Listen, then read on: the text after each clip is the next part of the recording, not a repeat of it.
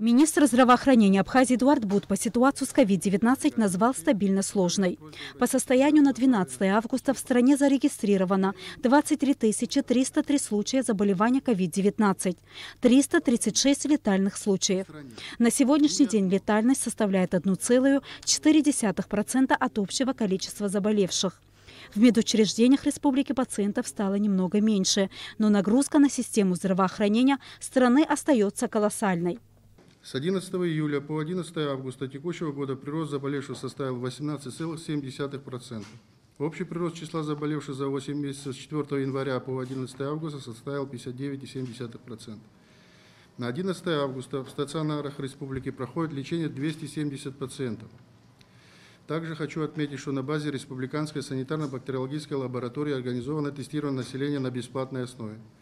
Всего за время распространения коронавирусной инфекции в Абхазии было проведено 104 955 исследований методом ПЦР. Обсудив санитарно-эпидемиологическую обстановку в стране, Координационный штаб предложил президенту ужесточить антиковидные меры. Предлагается усилить запретительные меры в отношении свадебных, торжественных, праздничных и иных массовых мероприятий, не только в закрытых помещениях, но и на открытых площадках, используя для этого сборно-разборные конструкции.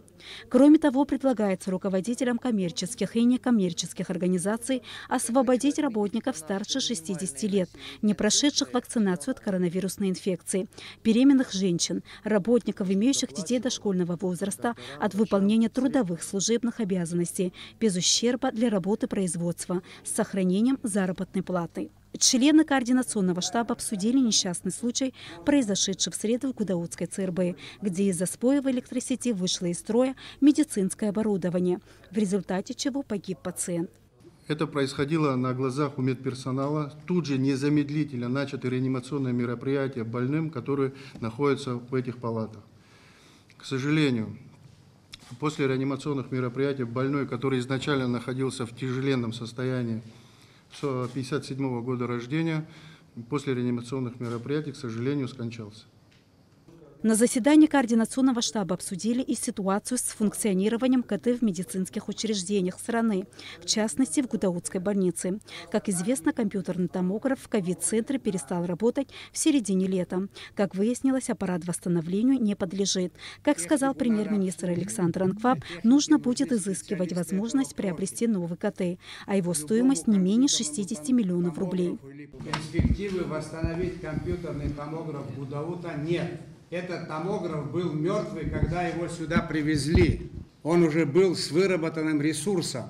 На датчиках этого томографа 19 тысяч часов. Он считается на 100% изношенным, когда там 8 тысяч часов. Мы никого не упрекаем. Вы меня спрашиваете, я обязан ответить, что и как.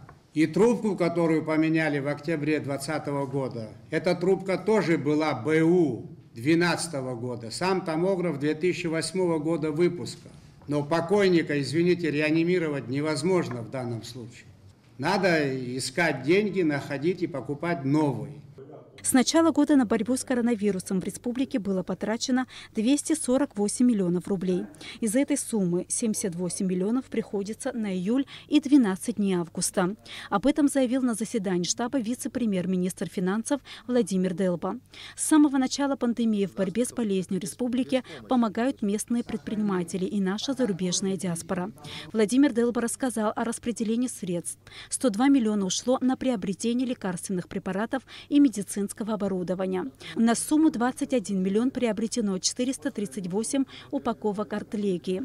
Кроме того, президент Аслан Джани поручил приобрести еще 150 упаковок препарата. Деньги на эти цели выделены, подчеркнул Владимир Делба.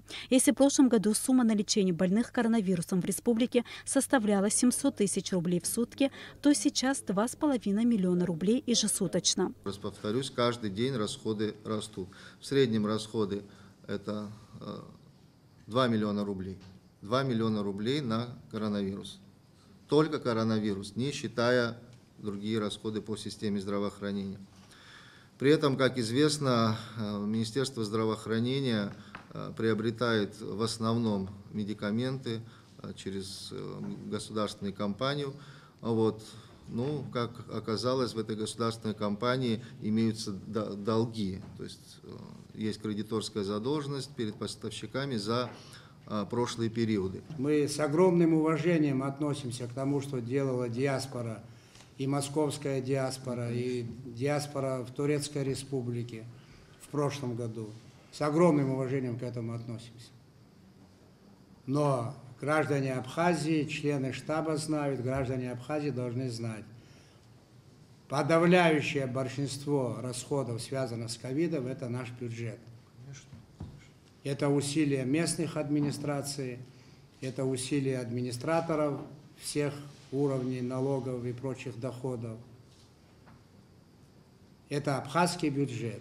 Неимоверные нагрузки, они непростые, они только увеличиваются. Сейчас в республике продолжается вакцинация. Из России в Абхазию было доставлено 5000 доз однокомпонентной вакцины «Спутник Лайт». По словам премьер-министра Александра Анкваб, в правительстве России есть еще одна заявка от нашей страны на получение 100 000 доз вакцины от COVID-19. Этим вопросом занимается руководство страны. Кроме того, в республику скоро прибудет российский мобильный госпиталь, который будет размещен на территории пансионата Айтар. Дениза Герке, Давид Авиц, Тимур Гугохя, Абхазское телевидение.